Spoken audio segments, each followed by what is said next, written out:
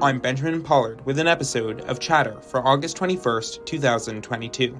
For today's episode, the team at Lawfare decided to cross-post this week's episode of Chatter, a podcast hosted by David Priess and Shane Harris that features in-depth discussions with fascinating people at the creative edges of national security. Today's Chatter episode is entitled Gone with the Wind, Hitler, and America First with Sarah Churchwell. In the episode, Priess sat down with Churchwell to discuss Gone with the Wind, how it reflects a mythologized lost cause version of the Old South, and its connection with today's increasing political violence. This is Chatter.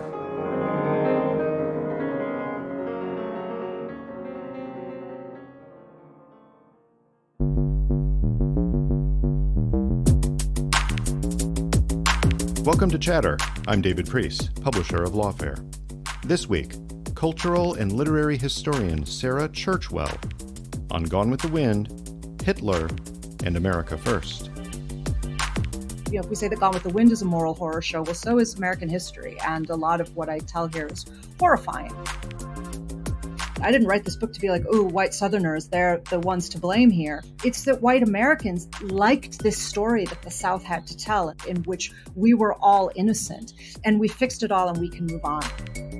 The film's attitudes to Black people in particular is really, really hard to watch.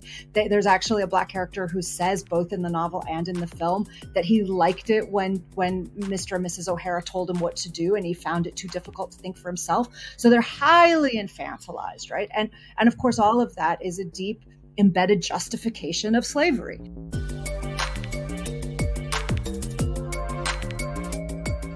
Sarah Churchwell, welcome to Chatter. Thank you so much for having me. This is strange for me because there is a famous book in American history, perhaps one of the most famous books in American history, on which you are a true expert. And I'm not going to even mention the title of said book in this conversation, which is completely unnatural, probably unhealthy, but I want to reserve that conversation for another time. So can we pretend that a certain novel isn't even there for the purposes of this talk? I'll do my best. I have a bad, it'll be character building for me because I have a bad habit of importing that book into literally every conversation that I have. So I will do my utmost. You sound like someone who has just finished their dissertation, gotten their PhD. It doesn't matter what the conversation is at the cocktail party. Within about 2 sentences, there's a way to weave back to the theme of the dissertation. It so always I want to talk about something else. And yes, please, let's make a date to talk about that on another occasion. But you have a new book out, which I found absolutely fascinating. I know it was much longer than you intended it to be, but I'm grateful for it because there's so much good material in it.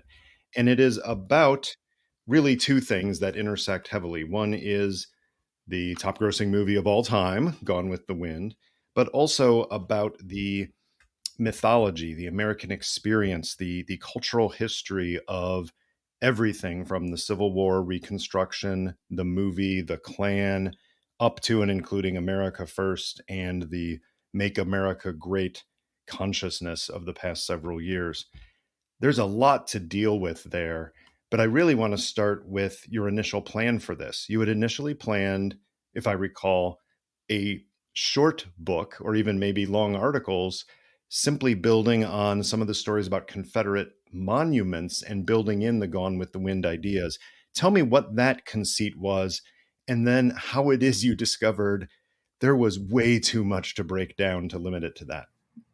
Yeah, absolutely. Thanks so much. And thanks for having me here. It's really a pleasure to talk about this with you. And also, you're only the second American interviewer that I've talked to about this. And it's such an American topic that What? It really is. Yeah, so far. That's I mean, the a real book's just shock. come out. So, but hopefully there will be more. But it is. It's. I've tried to write it in a way that will interest people all over the world, but it's a deeply American story and it's a deeply American experience that we're engaging with here because it's really a book about cultural memory, and that's kind of what it expanded into being about. And so it is special. There's a different level of conversation that you can have with other Americans about it.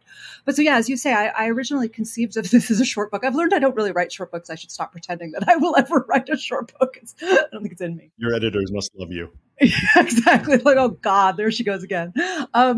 But because I first started thinking about it in 2017, back almost exactly 5 years ago. In fact, as we speak this week, people have been honoring the 5-year anniversary of the events in Charlottesville, the terrible protests, and then, I won't call it a riot exactly, but that led to the death of Heather Heyer.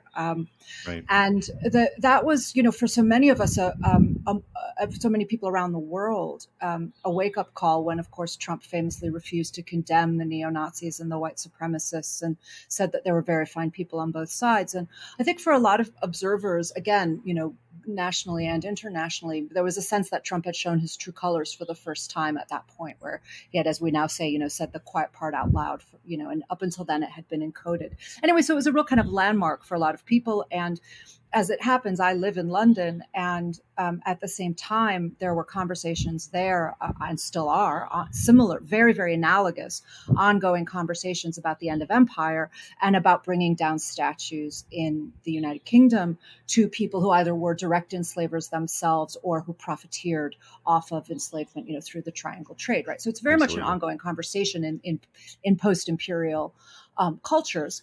And so I started thinking about it in how I would do a little explainer, maybe for a British audience, not even necessarily thinking about it as a book that would, and maybe that Americans would be interested in, but that would just kind of explain how Confederate statues were analogous. And one of the key things was the way in which people then, even now, I think we're all much more up to speed on this history because people have been writing and talking about it for the last 5 years to a great extent. But that those statues didn't go up in the immediate aftermath of the Civil War, that they went up in the beginning of the 20th century as part of a project of cultural commemoration. And the reason why I thought Gone with the Wind would be an interesting way of approaching that story was that, first of all, Margaret Mitchell, who of course wrote Gone with the Wind, was born in 1900 and died in 1949. So her life basically coexisted with that Confederate project. Yeah, absolutely. She was part of that movement. She grew up as the statues were going up, and then died after the war at the beginning of the Cold War. So I thought that her life kind of gave us bookends of that story in a way that was that helped make a complicated story manageable, but also just for people to see that Gone with the Wind was a recognizable or familiar version of the story, even if you lived abroad. So that was kind of the starting point. And then quickly, as I began working through it, I realized that I was once again, as I always do with my work, coming at big questions of American myths and myth making and the mythological impulse in the American imagination. And that what Gone with the Wind brings to that, I think, is if we add all of what Gone with the Wind captures to the facts of the history, which we already don't know, right? So first of all, we've suppressed and lied about our own history to an extraordinary degree. We can tell the truth about that, but then what Gone with the Wind captures is a whole host of emotions and psychology and wish fulfillment and fantasies and desire around that history. And that's what I think that telling the story through Gone with the Wind brings to it. Once I realized that, there was no way I was going to do that in a short book. That became a big and really complex project. Yeah. And then suddenly realized that I was telling 160 years of American history and thought, how did I get myself into this? Right. So Gone with the Wind has cultural resonance, I would argue, for almost every American, even those who have not read the book or seen the movie or both. And I'll put myself in that category. I, until recently, had not seen the movie. I had seen clips of it, of course. There are a couple of scenes that it's very hard not to see growing up in America. And then probably flipping by some classic movies channel or something, I remember seeing a few things that stuck in my memory. But I had not seen from start to finish the entire film until recently. And I still have never read the book. Somehow in all of my classes, that was not a book that came up. But it's good to reset everybody to what the book meant when it was published and how it got translated into film. So talk us through that. It's June 1936 when the book is published, and how does it do? Yeah, well remembered, very specific, June 30th, 1936. And so, we're in the middle of the Great Depression, and the book, Margaret Mitchell was a first-time author. She was not famous when it came out. And it was an honest to God word of mouth smash hit phenomenon. Like, it just was one of those natural hits. Everybody wanted to read it. It was a sensation. It won the Pulitzer Prize, so it was taken seriously, and that's important to understand. It wasn't just seen as a kind of trashy phenomenon. It was immensely popular, but people also saw it as having a refreshing realism. We now think of it as an incredibly sentimental, romantic, mythical take on the Civil War period, the end of the antebellum period, the war itself, and then Reconstruction, which is the time span of the novel. But because the two main characters, who, as you say, even if people haven't read or seen it, people have heard of Scarlett O'Hara, they've heard of Rhett Butler. They know Rhett Butler says, "Frankly, my dear, I don't give a damn," as he walks out the door. There are things that you just, absorb, regardless of whether you know the story well. And the reason why it was taken as being comparatively realistic was because Scarlett and Rhett are both anti-heroes in certain kinds of ways. They're not sentimental Victorian figures of melodrama. She's not a saintly heroine by any stretch of the imagination. They're both scoundrels. And that in and of itself was seen as a fairly realistic take, to put realistic people into this antebellum backdrop. But of course, what white audiences at the time were completely blind to was how totally unrealistic its depiction of slavery as such, and all of the structures around chattel slavery and all of the effects of it. So, which is a lot of what my book is about. But so it was a huge, phenomenal bestseller. It has since been understood, I think, rightly, as a story that hit its moment because it was a popular novel in the middle of the Great Depression, as I've said, that's about survival. It's about resilience. It's about defiance. It's about not being defeated by circumstances beyond your control. It's about not starving to death. It's about, your farm going to waste and your determination to cling on to your home no matter what. So it's a story that had real purchase in the depths of the Great Depression, in the middle of the Dust Bowl. And I think that, that was really why it resonated with American audiences at the time.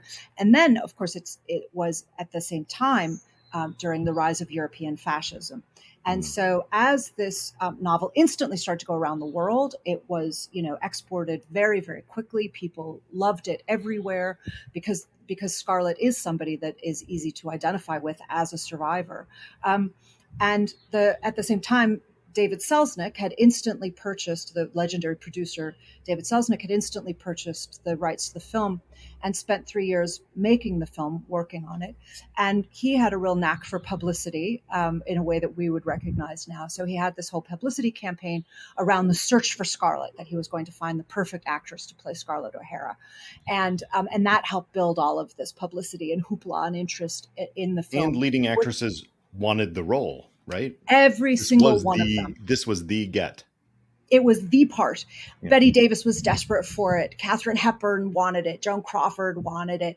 Everybody wanted it. Every redhead in town, and lots who weren't redheads, wanted it. And Scarlett O'Hara has dark hair anyway. But everybody, right? Everybody wanted it. Betty Davis was given a part that she did win an Oscar for in Jezebel as a trade-off because she didn't get it. So so they were all trying for it, and of course it eventually went to Vivien Leigh, who was an unknown at the time, and this was her star-making role. Yeah. But so when the film came out 3 years later, and I think sometimes people don't realize how close they were, that the book was 36, the film was 39. It came out at the very end of 39 and went across the country at the beginning of 1940. Of course, by that point, the war had started. So the Second World War had begun. America hadn't yet entered it, but Britain had. And in fact, Leslie Howard, the actor who plays Ashley Wilkes, who was British, he was British Jewish from North London, and he instantly returned to join the Royal Air Force. And he was actually killed flying over Germany a few years later. So it was the war was happening. And at that point, the novel internationally became this story about survival of war and of occupying forces, and a story about resistance and defiance. And so it continued to find audiences from the Depression through the Second World War because of the ways that its themes resonated. And then by that point, it was kind of this instant classic. And then, its future was secure. But it has continued to remain that popular, which is worth noting. It still shifts around 300,000 copies a year, which is a number that Amazing. any author today would, give their career for. No kidding. And you're right. I mean, it hit the theme, the perseverance, right? The struggle, the overcoming adversity. Yes, the novel, presumably, which I've not read, but the film, definitely that's there. And then there's a whole lot of other stuff that's there that audiences at the time either didn't care as much about, or they were willing to accept because they didn't know better, which is not an insult. It's just the matter of the way history was being written at the time about the time period.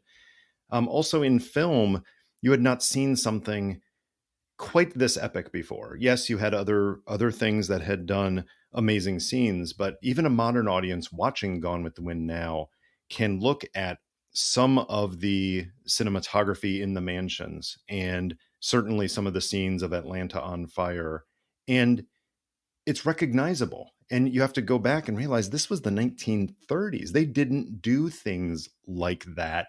You can see why film critics say that it's an important movie. Where I have trouble is critics saying it's a great movie, because I got to be honest, Sarah, I was cringing through most of the movie. I found it both personally distasteful in terms of the character of Scarlett O'Hara. And yeah, she's persevering, but you can persevere for a lot of the wrong reasons. And also just the way that it portrayed the interactions between the enslavers and the enslaved. So let's jump right into that. It's, as you write, a globally influential tale about the American Civil War that manages to miss the entire point of that war. A 1,000-page novel and then movie about enslavers busily pretending that slavery doesn't matter. That's a harsh indictment for something that many film critics consider one of the greatest movies of all time. Help unpack that. Mm-hmm. Yeah, I mean, I really like the distinction you made there between important and great, and I would agree with it. I mean, I grew up with the film of Gone with the Wind, so I'm more influenced by it, and it's harder for me to get distance from it because as a kid I loved it so much. So I still think that that the relationship and the performances between Scarlett and Rhett, between Vivien Leigh and Clark Gable, I think that really holds up, and I think there's a lot of the battle of the sexes aspect of that relationship. I think hasn't dated as much as the rest of the movie has, but I agree with you. A lot of it is very cringy, and also technically, as you say, it was technically very accomplished. It's worth remembering 1939 is the great year of classic Hollywood cinema. It's the year of The Wizard of Oz. It's the year of Mr. Smith Goes to Washington, another very topical film about corruption in Washington, D.C. And many other Stagecoach, many classic movies made in 1939. But it was also only 10 years into sound, right? So we think of, those of us who love old movies think of it as being, by 1939, everything was, kind of settled. Well, it wasn't. As you say, it was still a very, very young form, and they were still figuring things out. And The Burning of Atlanta holds up partly because they didn't do it on a back projection, back screen. Mm-hmm. They actually burned a lot. So they were going through fire, and Selznick set a backlot on fire so that he could do it for real. So it's not, it's not kind of dated special effects or anything. A lot of it really works. But yes, as you say, the problem with it and why it has dated very rapidly, I think it held up basically through the 80s and 90s, and people still enjoyed it. Mm-hmm. And when I say people, I mean not only white people, to be clear. I've spoken to a lot of African Americans who've talked about their own conflicted relationship with it, and that they found it enjoyable even though they also found it cringy and racist. And they found themselves saying, I know it's racist, but so it's a complicated viewing experience for Americans from many different backgrounds, and so I'm not making sweeping statements about universalizing a white American perspective when I say that Americans broadly seemed to keep enjoying it, although in complicated ways, through the 80s and 90s. But now, with the kind of wholesale reframing of our own history and the very overdue recognition of the ways in which we have continued to insist that that slavery wasn't that bad, and at the same time that it's over, and at the same time that you shouldn't really talk about it because it's kind of like, why are you still dwelling on this thing from the past? And to actually this painful recognition that the legacies of slavery are still very much with us. And so then you watch a story about dyed in the wool white supremacists, romanticizing them, and who, as we both said, the film's attitudes to Black people in particular is really, really hard to watch. So it basically, it's the myth of the loyal slave, the idea that enslaved people preferred enslavement and that they would go running back to the O'Haras after they were emancipated, because there's actually a Black character who says, both in the novel and in the film, that he liked it when Mr. and Mrs. O'Hara told him what to do, and he found it too difficult to think for himself. So they're highly infantilized, right? And of course, all of that is a deep embedded justification of slavery, to say that Black people deserve slavery either because they're savages or because they're childlike and that they prefer slavery. And that worldview is deeply embedded in the novel. What happens with the film is that Selznick, who of course was Jewish and was himself the son of immigrants from what is now Lithuania, was rather more sensitive to some of these issues than a white Southerner from Atlanta like Margaret Mitchell, whose grandmother was an enslaver. And so Mitchell grew up with this apology for chattel slavery that David Selznick certainly didn't grow up with. And as I recall, Sarah, I have this memory that David O. Selznick was so committed to getting that famous line in, I don't give a damn, a word that was not used in cinema. He was so willing to go to bat for that he actually, cut back on a lot of the racism from the novel. Well, it was a trade-off. It was an actual exchange that he had to make with Hollywood's censorship office, which was called the Hays Code, right? And that was exactly what said that you couldn't swear on film until the 60s. It was when you couldn't show sex, and it was the censorship code. And swearing was you couldn't blaspheme, and that included damn. And as you say, they really wanted Rhett Butler's valedictory line, which is, frankly, my dear, I don't give a damn. But at the same time, the Black cast and Black critics across the country, Black writers and journalists and activists, were lobbying for the film not to use the N-word, which the novel uses. I was going to say liberally, but there's nothing liberal about that word. The novel uses it encyclopedically or something, frequently, constantly. So African Americans around the country were saying, if you have to make this film, do not use the N-word, because they understood that that's an incitement to violence, and they understood that it is itself a word that unleashes violence. Even in 1937, 1938, 39, because it's a reflection of the time in which it's made, not our modern sensibilities. But even then, there was awareness that, this highly celebrated novel really is offensive beyond what we can put on film. They said Black people said it was dangerous, rightly so.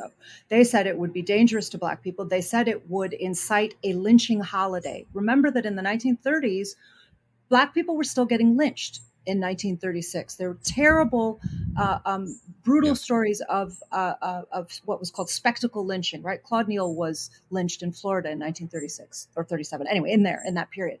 And so it was an ongoing violent trauma for Black Americans. And they said this film is an apology for this, and it is going to incite lynching.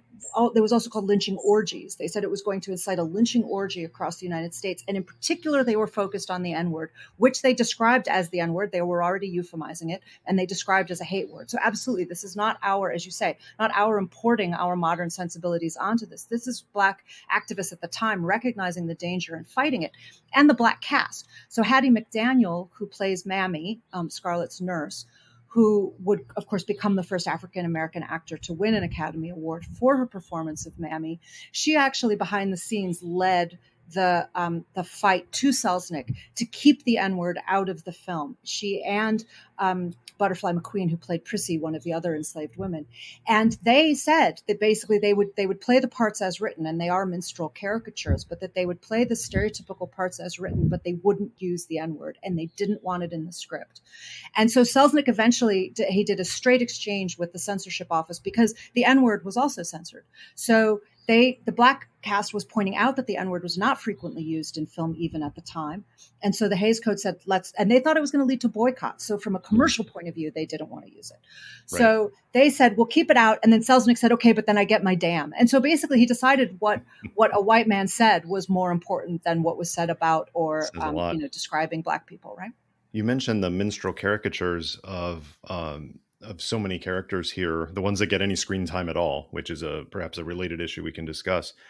But what I found in watching the novel is after the initial shock of that there actually was some depth to the character. And I could see why she won an Academy Award for it, because even with that, it was almost like breaking the wall with the audience, because she did everything but wink at the audience later in the film when she becomes the moral conscience of the film in some ways. And it wasn't really in the words she was saying. It was in the way she was holding herself during times when all this was swirling around her, and Scarlett's, so worried about these things that are completely selfish and narcissistic. And then suddenly you have her character who's basically shaking the audience just by a gesture, just by physical acting. And I found that remarkable. I was not expecting to see that when I watched the film. I absolutely agree. And I think that Hattie McDaniel's performance is one of the things that keeps the film from dating, ironically enough. And it is, as you say, because she brings that sense of irony to the part. And as you say, almost winking to the audience about it. Part of that trade-off that Selznick made with the Black cast was to expand the part of Mammy. But it's, as you say, that was just to give her more screen time. As you say, it's not really in the words that she says. So she has more screen time than that she might have been expected, given the way that other secondary characters were drastically cut from the novel. The novel is a huge cast of secondary characters, hundreds of them, and most of them were axed entirely. But in Mammy, they expanded. But it's really, as you say, it's Hattie McDaniel's performance. So what she did there was humanize a stereotype. She was given this caricature, this cartoon character that had this whole vaudeville tradition. And she understood the vaudeville tradition, and she brought this woman to life and gave her the impression of a backstory without ever telling a word about her. You understand that Mammy is a person who has her own rich interior life, who makes her own judgments, who has her own view on what's happening here. And very much, as you say, and as I say in the book, she becomes the moral conscience of the film. It's one of the reasons why, for me, the film has dated better than the book. So if you found the film cringy, you're going to find the book pretty unreadable, I'm afraid. I'm sure. The book, I'm assuming now, but the film, I know, is horribly inaccurate for the way that it portrays the Civil War and a lot of things around it. And yet I was surprised to learn from you that Margaret Mitchell herself believed that she was giving an accurate portrayal. She said famously, she did her research, which is a phrase we have to be careful of in many contexts, but she but spent not inaccurate. years researching the right novel, analogy. talking to people, primarily, of course, white Southerners, but she wanted to portray it as accurately as she could within the context of the story. And yet it's so laughably bad at it. And I'm hoping you can shed some light on that contrast, that she wasn't trying to do the thing that perhaps in modern times the film is best known for, which is its horrific spotlight on exactly the wrong parts of the historical lessons from the Civil War. Yeah, absolutely. So it's worth saying that there are certain aspects of the Civil War that she does actually get right, primarily military history. So she's okay on that, right? She's yes. Okay on, she's okay on the stuff that is more empirical, right? That's less interpretive and less about society and culture and politics. That is faint praise, though, as a cultural historian that you are, saying that she got the facts of the rough timing of the Battle of Gettysburg, pretty and much. the fact that many Confederate soldiers were injured and laying on the street in a famous scene. That is faint praise. Absolutely. It's a low threshold, and that's all she gets over. So, but you put your finger on it at the beginning of that question in actually drawing the analogy to that phrase today that we have on social media, where people say that they've done their own research, right? And what that implies is, the question is, what's the source of your research? where are you going for your information? Because if you're going to biased sources, if you're going to sources of disinformation and misinformation, then doing your own research is part of the problem. And that's exactly what she did. So as you say, she went entirely to white Southerners. She went to a history that had been formed by white apologists for slavery, but also very, very importantly for the aftermath of the war, for Reconstruction, for the idea that Black people participating in American democracy had been a disaster for the American political system, and that it was the catastrophe that they called, quote unquote, Negro rule, which is multiracial democracy, which just meant any Black participation in democracy. They described as Negro rule and said it was a disaster for America because Black people can't be trusted to be part of the political process. And so she grew up with that bigotry and absolutely believing that, and then simply refused. It didn't occur to her to ask any questions beyond that. So she was, this is a book about the Ku Klux Klan, where she says that she didn't bother researching the Klan because everybody knew the truth about the Klan. But of course, what she knew was myths about the Klan. She did not know the truth about the Klan. So there's a real lack of intellectual engagement there, and a real complacency where she just assumed that she could just talk to the people around her and they would all it was a pure confirmation bias, that they would just sit around confirming each other's biases and that this is the way it was. And then she could tell a story that very comfortably reinforced her point of view and not challenge anybody's perspective at any point. And of course, it wasn't just about the South. It didn't challenge white Northerners' perspective on America either. And it's important for us to understand this. It's something I try very hard to do in the book as somebody from Chicago. This is not for me, I didn't write this book to be like, oh, white Southerners, they're the ones to blame here. It's that white Americans liked this story that the South had to tell. And we liked telling a story in which we were all innocent, in which nothing really very bad happened. And even our version of slavery was really innocent when you look back at it. And really, there's nothing for us to worry about.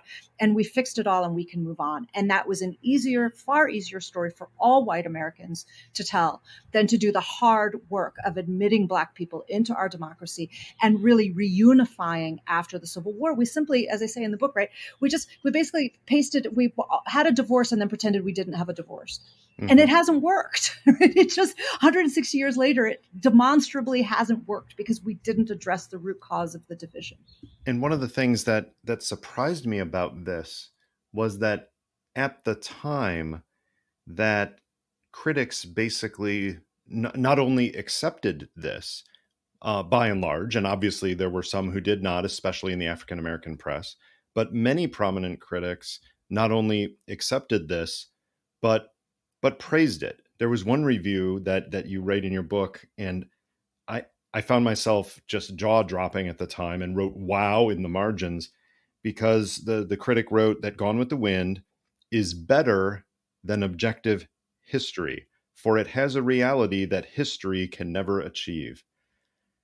Wow. I mean, that to me says so much about, not about Margaret Mitchell necessarily, but about the times in which the film was made and released, and its intersection with a lot of themes about what was going on in America, including what you just mentioned, this mythologizing of the Civil War from the perspective of the enslavers themselves, that somehow Scarlett O'Hara is the real victim in all of this.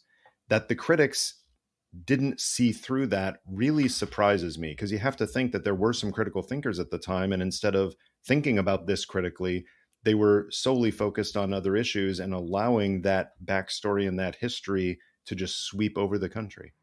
Yeah. So I'd say, a couple of things about that. One is that it's a deeply gratifying story for white people, right? So it, as I said, it makes life easier. This story about white victimhood is really kind of central to what I'm trying to do in the book. And one of the things I'm arguing is that I think that Gone with the Wind captures the genesis of that myth of white victimhood, which I think did begin after the Civil War. And this idea, as you say, that Scarlett is the real victim, that white people were the real victims here. And that's certainly a story that we still see. That's certainly an attitude and a motivation, a motivating force behind a lot of our politics right now, is white people saying that they're the real victim of movements to racial equality and to economic equality or social justice. And I found that really exemplified in the scene where Scarlett O'Hara is back at Tara, and she's actually out in the field under the sun, and their hands are actually dirty and hurting. And I think the scene was meant to convey this feeling of, oh no, poor Scarlett, and these women out there working in the fields. And instead, you're just shaking your head at the absolute blindness of what the overall point actually is. And I don't get the sense that critics even understood that bigger picture. I don't think they often did. And as you say, some African-American critics kept trying to point it out. They were like, hello. But white people were absolutely not listening by and large, with a few important exceptions. And I try to mention some of the exceptions in the book. So white writers like Lillian Smith, who had no time for Margaret Mitchell, who wrote the book Strange Fruit, was herself a racial justice campaigner. But also William Faulkner. Right now, Faulkner's a much more complicated figure. We could do a whole different conversation about Faulkner, but he's worth bringing in here because his great book about the Civil War, Absalom, was also published in 1936. It was published at exactly the same time. And he has a much more complex relationship to race and racial history and racial memory, still deeply problematic. I'm not saying that he gets it right by any stretch of the imagination. But in a very different way. But in a very different way. But he would be much more capable of making the leap that you're talking about, of realizing that actually that the idea that it's hard for white people to be out working the earth or toiling in the fields because that's what Black people are supposed to do. Faulkner would be able to make that leap and to be like, well, wait a minute, why are we assuming that Black people should be doing that either? Mitchell is absolutely incapable of making that next step. So she assumes that Black people belong tilling the fields, and that is, and certainly Scarlett assumes that, and Scarlett's belief system is not just that she wants to get her house back and her wealth back and her status back. Her fantasies after the war are consistently that she won't feel like she's got her life back until she thinks Black hands and not white are working the fields at Cara. It is underpinned specifically by Black labor, and that's central to her whole idea of power and the white system that she thinks that she's supposed to inhabit. I'm going to say a sentence that I don't think I've ever uttered before in English or any other language. I want to talk about Hitler, because one thing you do is you tie together not just the themes of, the origins of the lost cause and the Klan and its second rise, talking about the 20s and the 30s and the context for Margaret Mitchell's novel itself. But you talk about Gone with the Wind and its intersection with the rise of fascism. And perhaps I was unfair to all critics when I'm saying that so many critics simply missed the point of the movie. But on this point, you highlight that some critics actually were seeing it before the movie was released. Some 6 weeks into the movie's production, there was a columnist who wrote in the spring of 1939, "The fascist implications of Gone with the Wind and its nostalgia for the old South are fairly palpable." This was not lost on some people. Talk about that. Talk about the rise of fascism. Talk about how it intersected with, reinforced, reified some of these themes of the Old South, and how that gets us to Hitler's apparent love of this movie. I'm so glad you brought this up, because to me it's such an important part of the history that I'm telling here and trying to excavate. But because it's about Gone with the Wind, a lot of people have just wanted to focus on the Civil War and its aftermath. But Gone with the Wind came out in the 30s, as we've said, and the context into which it emerged was not just the American context of the Great Depression, but the European context of interwar fascism. And the subtitle of my book is Gone with the Wind and the Lies America Tells. And that is broadened out for a reason, because one of the big set of lies that I try to examine in this book is our lies about our own fascist past. We do not talk about American fascism as a thing. We just don't admit it. We pretend that it didn't happen. There wasn't an American fascist movement, you will be told. It just skipped America by somehow, right? And it just didn't. It's not true. We had interwar fascism. We had people who self-identified as fascists, stood up and said, this is the American Fascist Party. So, they were fascist. They followed Hitler. They followed Mussolini. They wanted to bring Nazism here. They wanted to bring Italian fascism here. They never gained power. There were lots of them. They weren't good at working together. That was part of their problem. But they were fascist by any reasonable definition.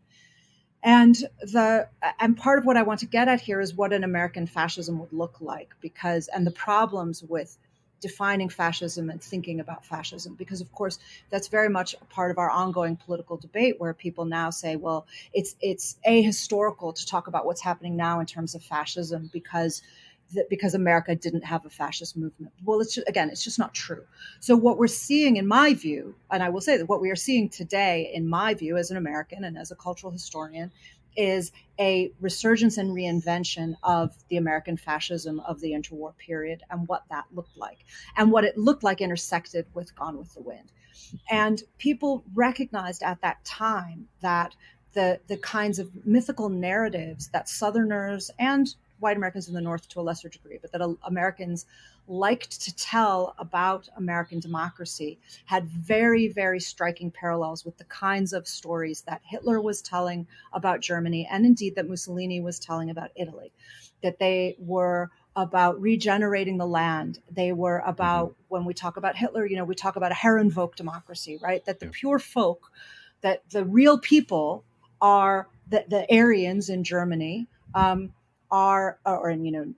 Nazi Germany, are the real Germans, and that they are the ones who can run the country, and it's a democracy, but only for them, and that everybody else is not a real citizen, not a real German, doesn't deserve to be there, a second-class citizen, and then that's a slippery slope eventually to the final solution and to genocide, to saying not only are you not citizens, you're not human, you don't deserve to exist, you're vermin, and the same analogy, the same structures of thought and politics and value systems were operating in the American South, which was absolutely a Herrenvolk democracy. By any rational description, the Jim Crow South was a Herrenvolk democracy in which only white people were allowed to vote. Black people were suppressed, their vote was suppressed. They were not able to vote in any functional way or in any collective way that would move the needle politically.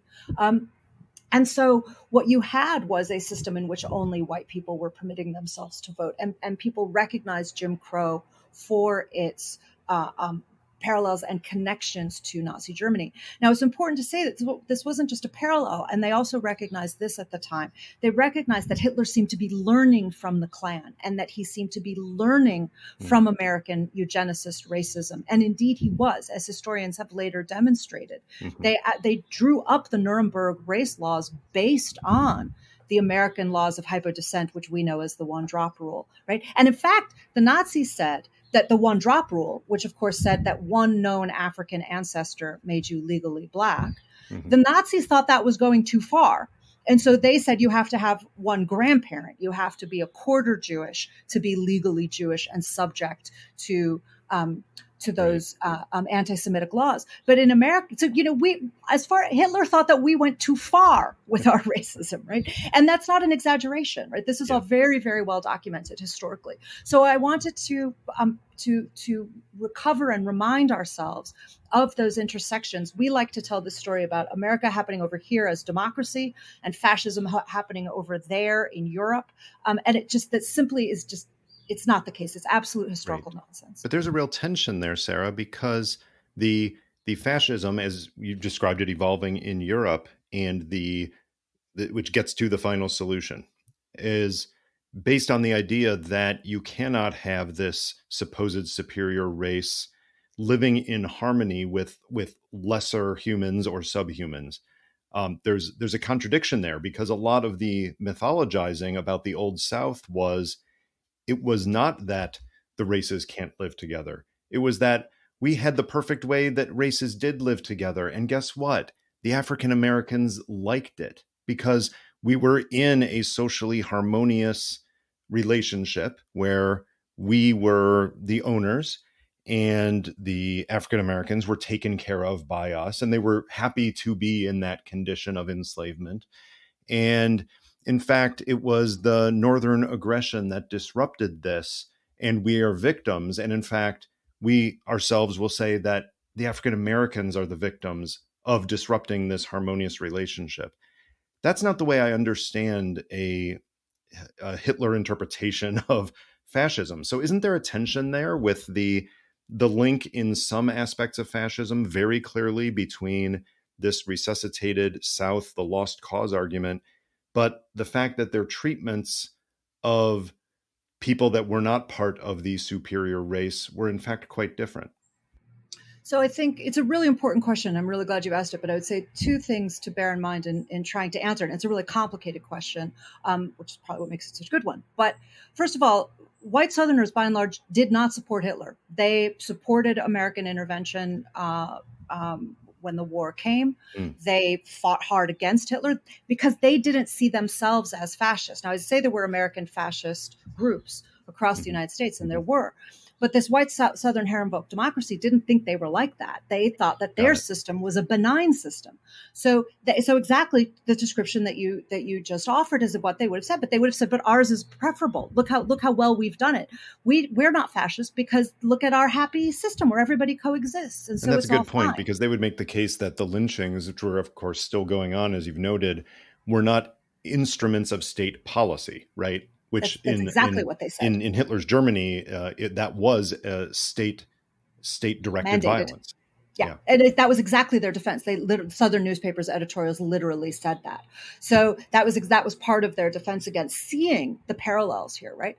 But the other important thing to remember, the bigger answer to your question, is that fascism is ultranationalist by definition. That's what it is. So every nation's fascism is different. They do not have these strong ideological parallels. What they have is what historians sometimes call family resemblance, right? But Mussolini's fascism was different from Hitler's fascism, right? Mussolini's fascism wasn't predicated on anti-Semitic genocide, but he was sure willing to go to genocide in Ethiopia, right?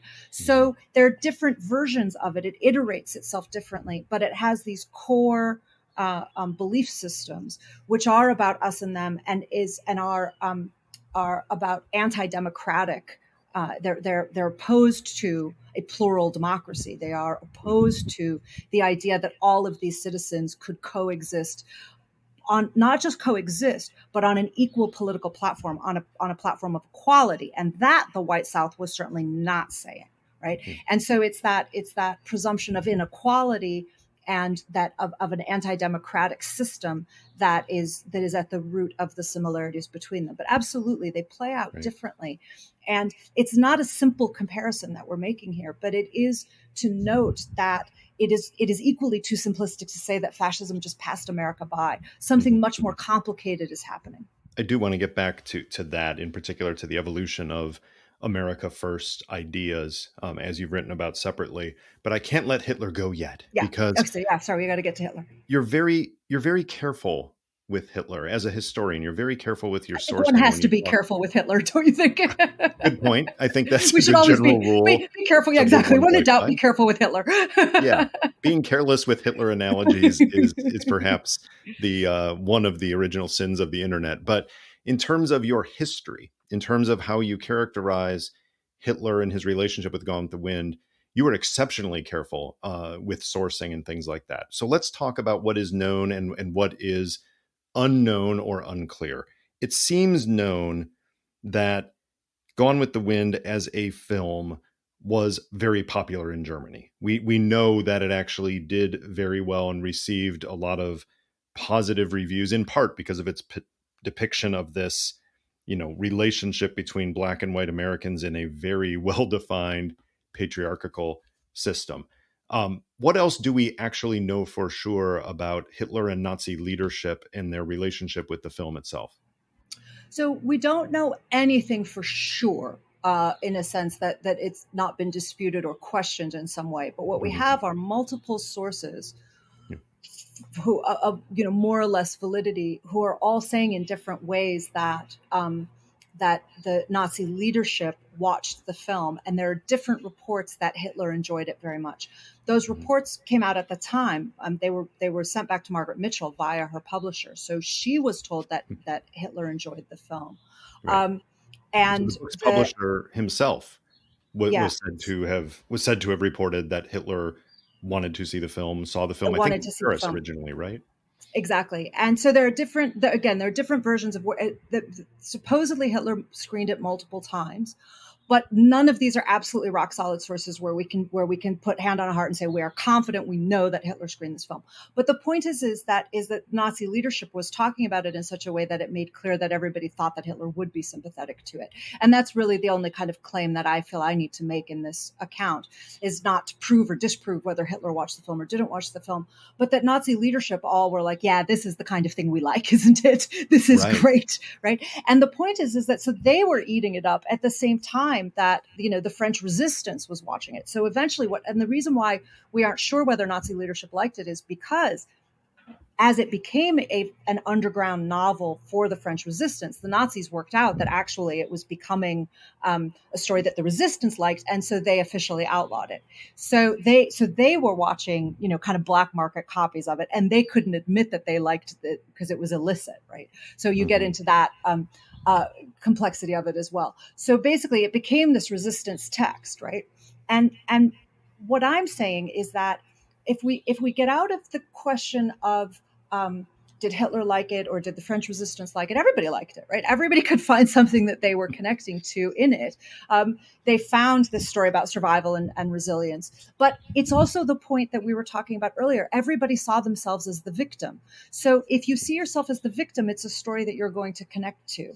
And if you see yourself as the victim of if you're an anti-Semite who sees yourself as the victim of the Jewish conspiracy that's trying to bring down Germany, then you're going to like that movie too, right? If you see it as a story about the reassertion of the proper sphere of things in a Herrenvolk white supremacist way. But what I'm saying about Gone with the Wind is that whatever else your politics may be, there's only one way to look at it, which is that as they start watching the movie, as the movie's popularity increased during the opening years of the Second World War, even the critic for the New York Times watched it again and said, this movie is it's absolutely a parallel with what's happening in Europe right now. And this is like the Londoners in the Blitz, right? Well, if Scarlett O'Hara is like the Londoners in the Blitz, then that means that the North is the Germans. That means that you're saying that Lincoln is a fascist, that Lincoln is the bad guy. You're saying that Lincoln is a fascist. If you are the one drawing that analogy, and they did draw that analogy, if you're prepared for the South to be on the side of the people resisting Hitler, then you're saying that the North, abolition, and Lincoln are the fascists in this scenario, right?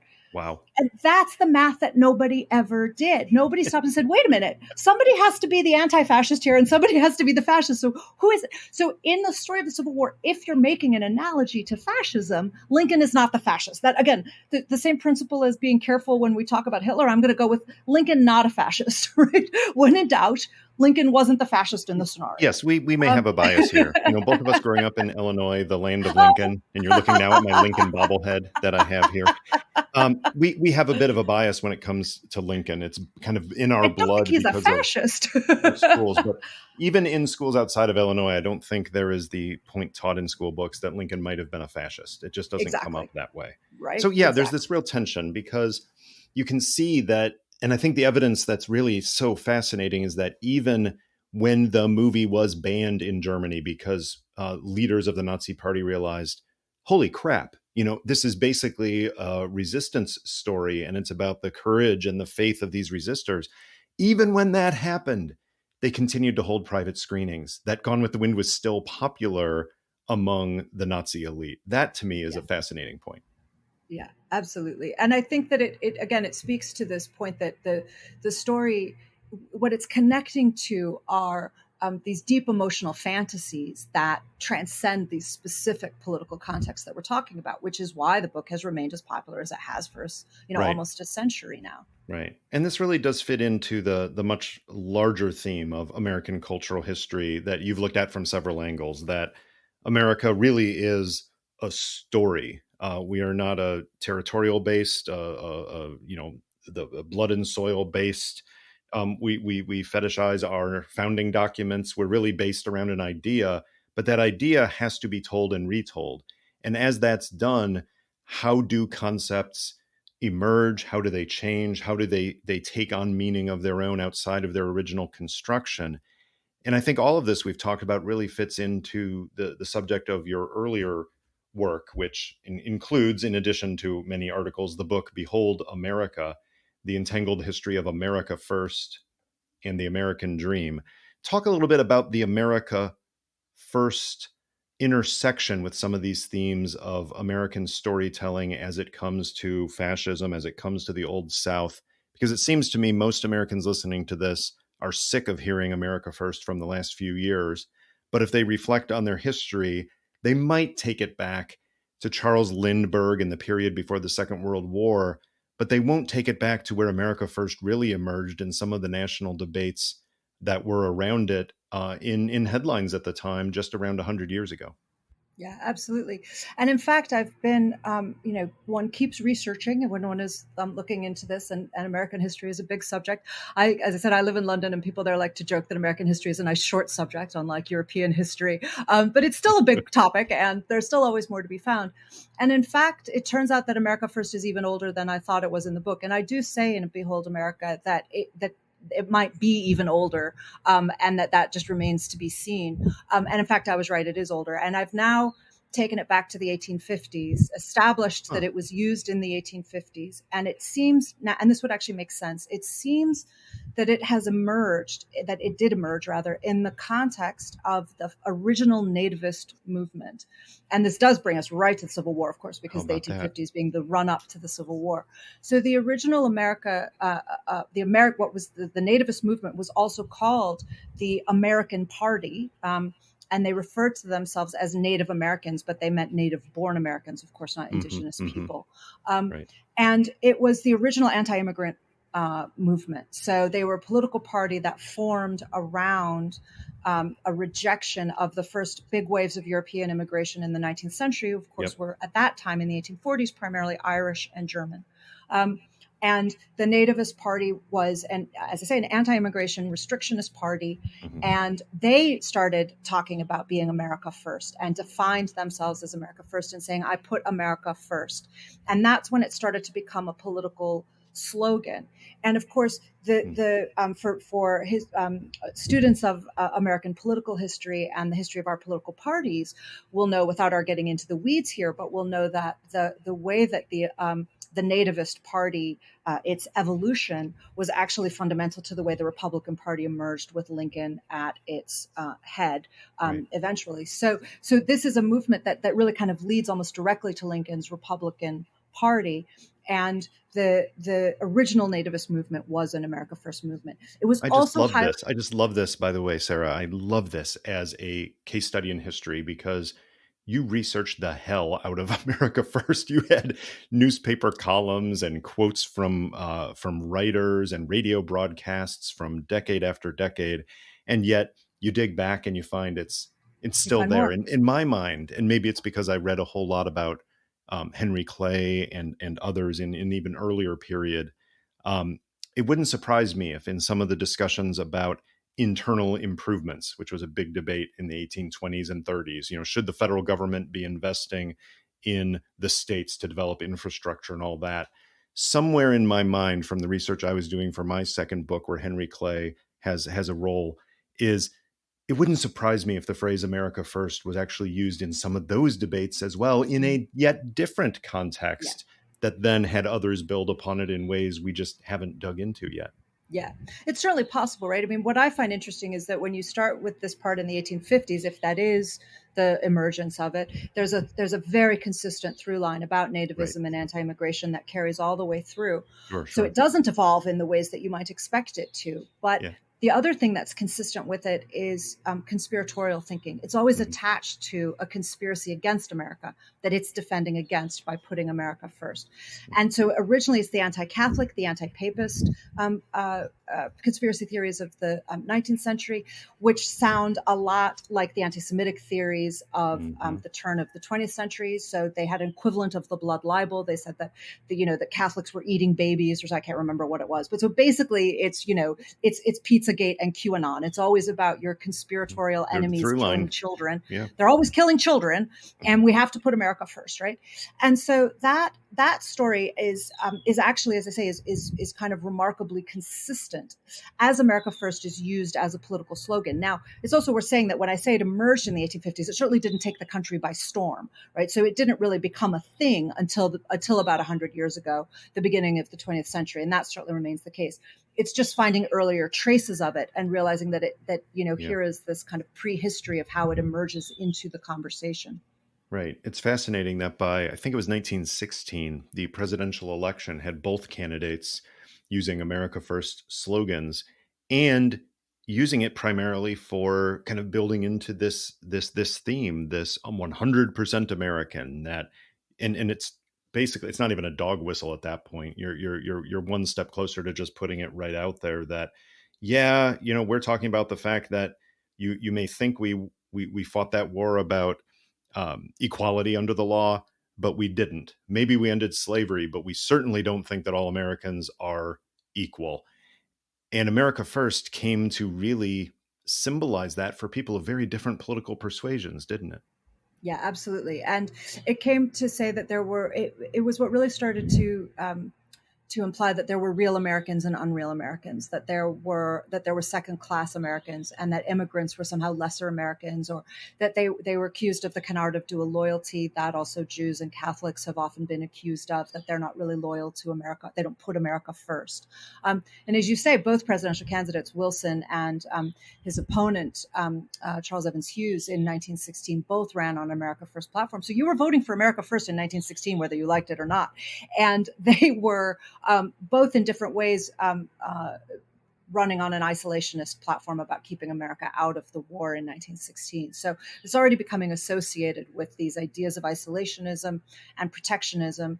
And then by the early 1920s, I mean, Harding ran on an America First platform. He became president on that basis. And by the early 1920s, it was absolutely ubiquitous. You could not get away from the phrase America First.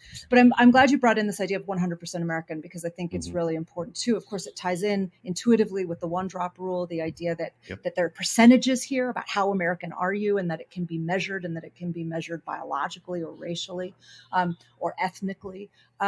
But also that it's the standard test of a loyalty test, right? And actually, yesterday, as it happens, I was researching the author that you've said I can't mention in the book that we're going to mention in another conversation. But it really, all roads really do lead there. Don't make me bleep this out. I won't make you bleep it out. But I was reading a popular 1919 magazine called The Smart Set, which some of your listeners will know, which was basically the New Yorker of its day. And it had a quiz that was I couldn't believe it. It was so a quiz that you could read today. It was a satirical, are you 100% American? And it was a quiz, and it was give yourself a point for, and then it was all of these kinds of, it was like if you tear up when you see the flag, but also if you hate immigrants, give yourself 5 points. And so it was very much it was a liberal, it was H.L. Mencken having a go at people who thought that they were 100% American. So now I want to share that. I'm going to email you that test afterwards. You can take it. Yeah, see if you're 100% link to it in the show American. notes too, as abhorrent as it is. It probably. Well, I mean, it's a joke. No, even at the time, it was a satire, right? So it's making fun of that. Oh, it was a satire. It was a satire of it. Yeah. Because I can imagine that in some internet forums today, exactly the same way, not as satire. Exactly. Well, this was satirizing the fact that it existed in an unsatirical form, right? Right on. So trace for me the evolution of America First, because yes, people tend, I think, many of our listeners are aware of the America First isolationism, World War II, the fascist friendly Charles Lindbergh, things of this sort. But then during the Cold War, I think there was this great cultural feeling like, oh, we're done with that. We are engaged in the world. Everybody's on board. And then it wasn't that long ago that suddenly we have what often is called the alt-right starting to bring back America First and many of the same phrases with similar, if not identical, meanings to some of its darkest points in American history. But what is that through line from 1916 in the 20s to the early 1940s, and then suddenly resuscitated in and around 2015, 2016, 2017? Well, one of the important through lines, unfortunately, is the Ku Klux Klan, and they became a real caretaker of the phrase. So they appropriated it in the 1920s. They actually tried to copyright it at one point. They claimed that they had copyrighted it. That's how much they wanted to identify themselves with it. They marched with banners saying America First. People will have seen photos that are circulating around the internet there's a famous one of a women's march in Binghamton, New York, in upstate New York, of women holding an America First, women in Klan costume, I should say, parading and holding an America First sign. And there are other images around that you can find. And then, as you say, the war really brought America First into disrepute because it had been so closely associated with Limburg, with isolationism, with arguably Nazi sympathizing, certainly with appeasement, that once America was all into the war effort, then America First became, in fact, a byword for sedition. And the people who had led the America First cause to a certain extent, several of them were, in fact, prosecuted by the Roosevelt administration during the war for seditious conspiracy, another thing that has come back to our political conversation. So America First was sedition then too. But that was the case was no good. It collapsed. It was a weak legal case, and the whole thing collapsed, and it was deeply problematic in all kinds of ways, not least because it infringed on free speech. But the fact remains that it then culturally, in terms of the cultural imagination, it became associated with it became discredited and associated with sedition. But there were people who still kept flying the banner for it. There was a very famous man who was a deputy of Huey Long's, who was called Gerald L.K. Smith, who, when he died, was called the most famous anti-Semite in America, which is the kind of epitaph you presumably wouldn't want, but he was probably proud of it.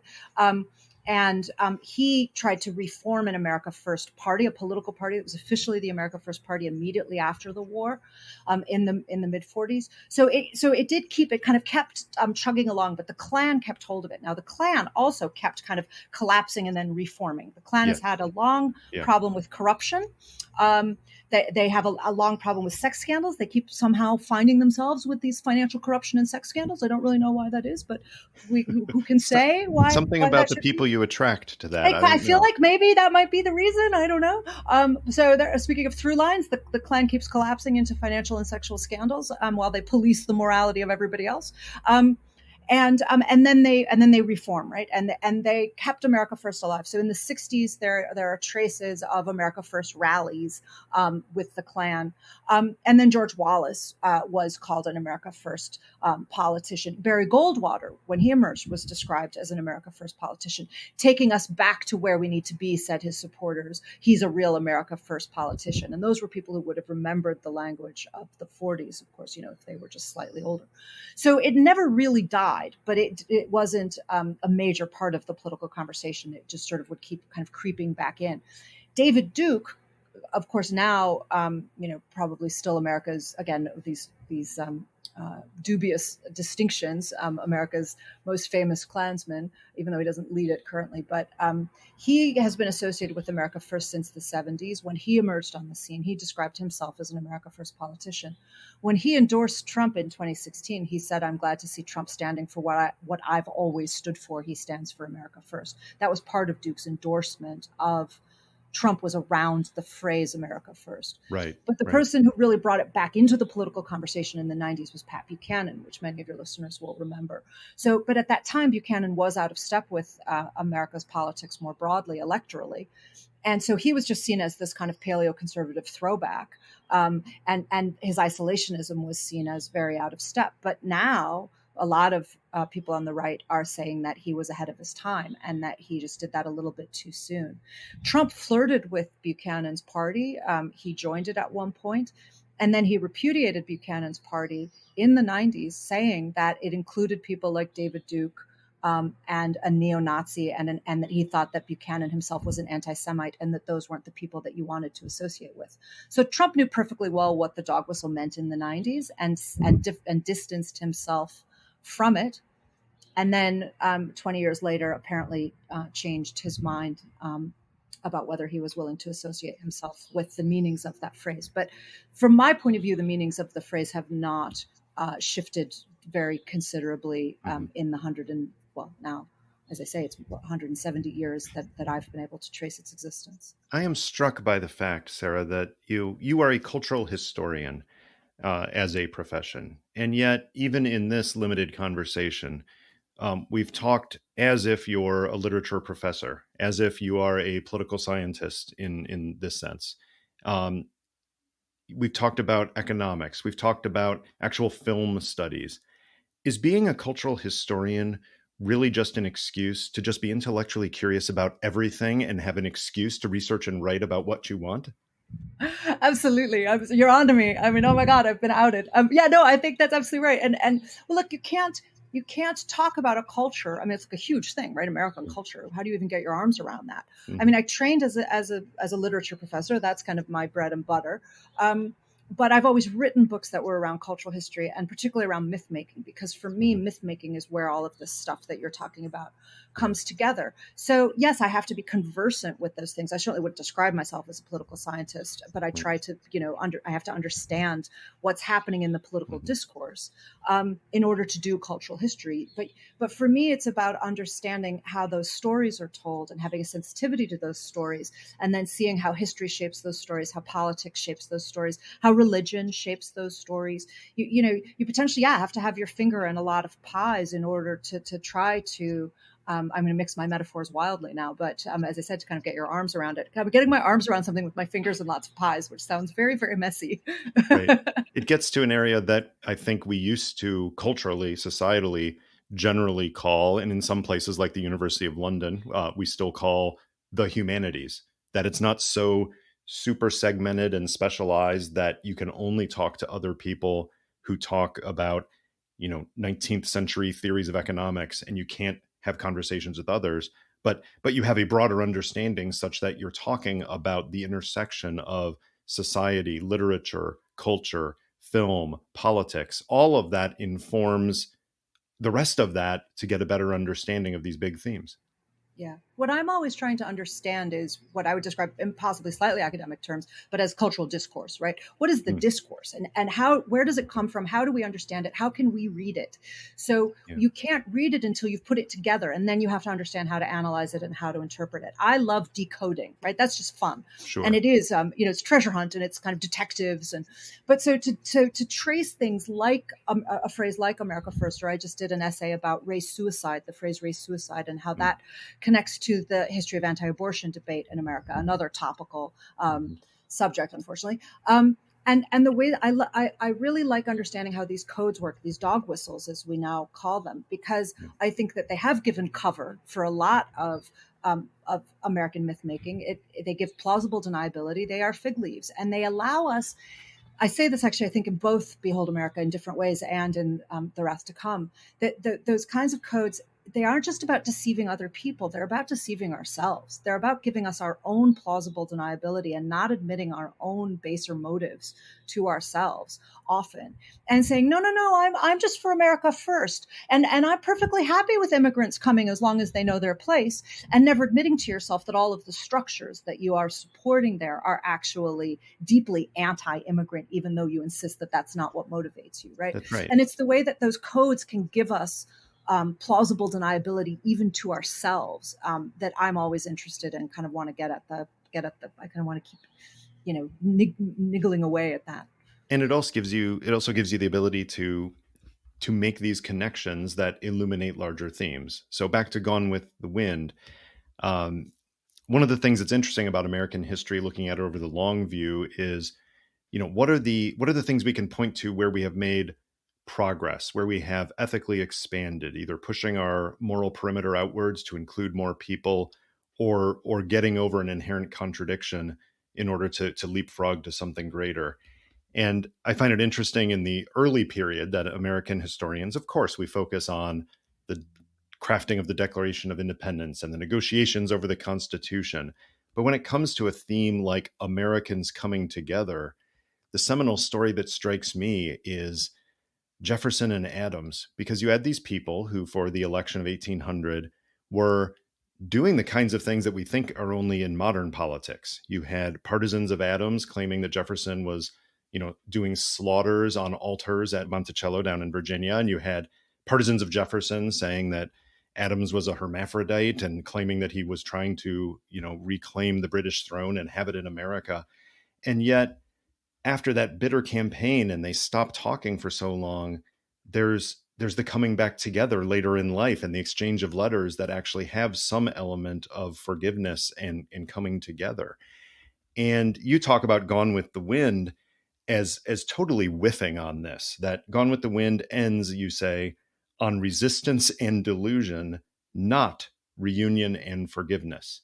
So here we are having to admit that Gone with the Wind is one of the most popular stories that an American has produced and Americans have consumed and Americans have internalized. And yet it's profoundly anti-democratic and a moral horror show. That's a hard thing to come to grips with, isn't it? Yeah, but I think for me that's the fundamental truth that I had to tell, and that's why I call it a moral horror show. It's like the more I looked at it, the more I was like, that's what this is, and so to me it matters a great deal that this incredibly important, popular story and important, influential story is a story that celebrates divisiveness. It's not just celebrating survival; it's celebrating division. It's nursing grievance. It's a story about nurturing resentment. And the way that festering resentment can spur you to succeed, but at great high cost. I mean, the novel does recognize even personal cost to Scarlet Love, but it doesn't acknowledge the cost to society. That spite is not the basis for a system of government, as I have said before, and unfortunately appear to have to keep saying. Right? And it does think that spite is the basis for a polity, and it just isn't. Right? So. You began that question by saying, there's this question about, have we made any progress? Have we ethically advanced at all here? Is Gone with the Wind just evidence that we're just kind of spinning our wheels? And I think that the conversation that we're having about Gone with the Wind is evidence of the way that we've advanced, because this is a conversation that white Americans would not have naturally had in 1936 in the ways that we said earlier. But we're talking about it now. That is progress. Yeah. That is progress, right? They would not have spontaneously come together to discuss this the way that you and I have just done. So, we can pat ourselves on the back and say that we personally represent progress. But I will also say much more broadly and more importantly, what I see is, people say to me, so does Gone with the Wind show that history really is a circle, right? That we just keep circling back and we just keep circling back to the same issues, and America first again, and the Civil War again, and we're back in the 1850s again. And I really don't believe that that's the case, not least because Steve Bannon subscribes to a circular view of history. And if Steve Bannon agrees with it, I'm against it. I just, again, one of his rules of thumb. Yeah, exactly. I find it a simple way to organize my life. Whatever he does, do the opposite. But in all seriousness, what I see is not a circle, but a spiral.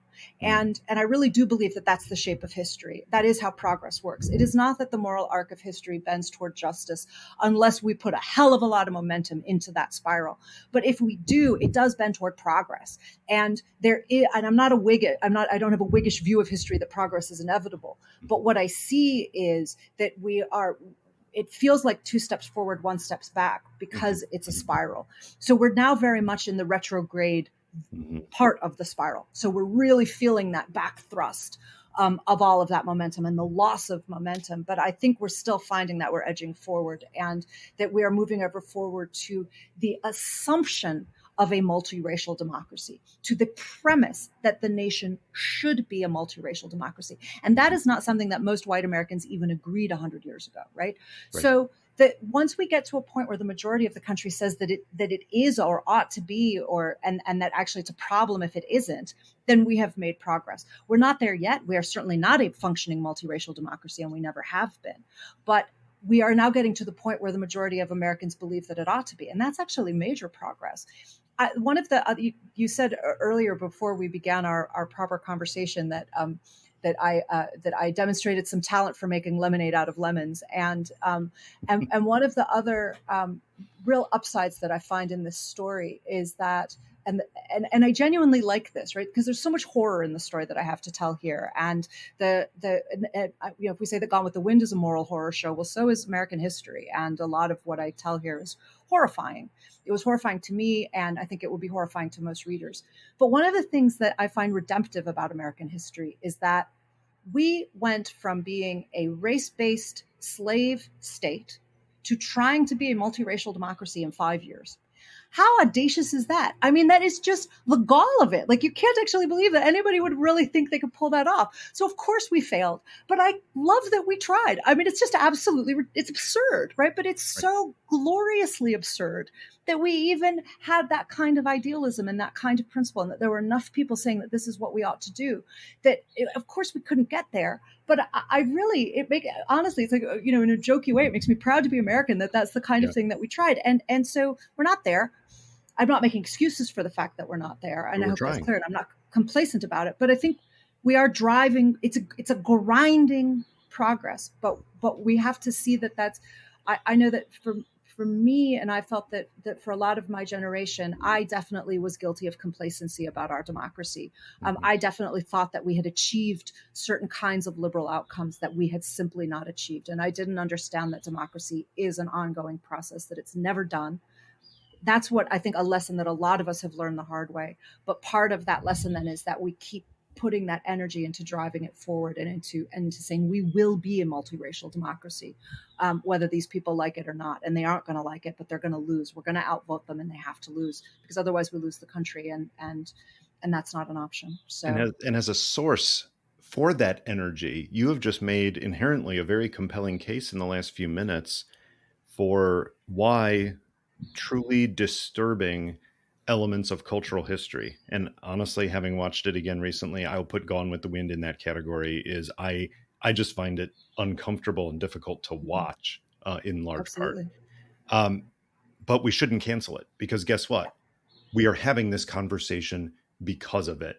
And pretending it didn't exist doesn't give us the fodder for that debate. It doesn't have the cultural touchstone that we can use in order to try to come to grips with it and then achieve something greater. So let's not get rid of this, as uncomfortable as it can be to watch, because it can prod this debate.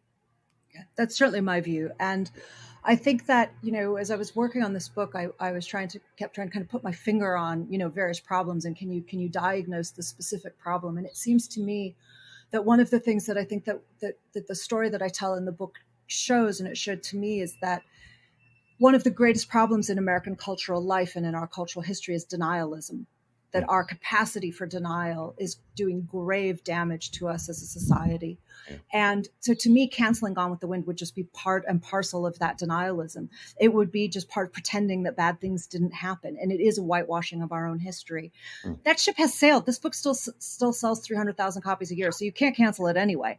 But even if I could, I wouldn't want to, because, as you say, it is part of the complexity of our own past. And the truth is all of this complex of stuff. And we have to understand the truth if we're going to get anywhere. And we have to understand the ways in which we have denied our own histories and fought against it and lied about it, if we're actually going to get to a point where we can all come together about the reality of our society and build something that we can all live in and that we can be proud of. Right. Well, we've reached the time in our conversation where I reach into the vaunted chatterbox and pull out a random question for you. Should I be nervous? Yes, you should. Okay, then I am.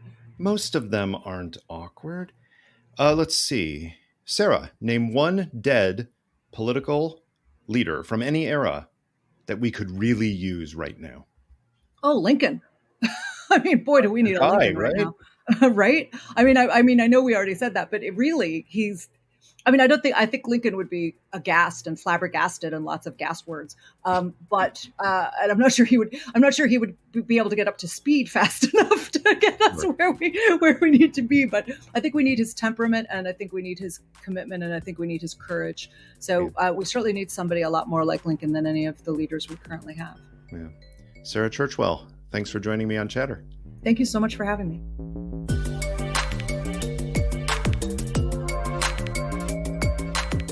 That was Chatter, a production of Lawfare and Goat Rodeo. Please subscribe to the podcast and find us on Twitter at @ThatWasChatter.